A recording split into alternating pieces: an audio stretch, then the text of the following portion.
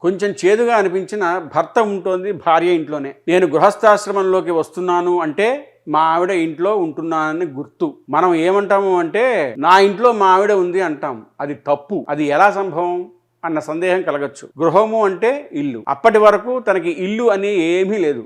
అప్పటి వరకు గురువుగారి ఆశ్రమంలో కూర్చున్నాడు. గురువుగారు చెప్పేవి విన్నాడు, నేర్చుకున్నాడు. అంతేగా, అక్కడే అన్నం తింటాడు, అక్కడే పడుకుంటాడు కూడా. గృహస్థాశ్రమంలోకి వచ్చిన తరువాతనే ఇక అన్నీ తనకి. గృహస్థు అంటే ఇంటి యందు ఉన్నవాడు. అంటే ఎవరి ఇంటి యందు ఉన్నవాడు అని అర్థం? గృహిణి, ఆవిడది పేరు.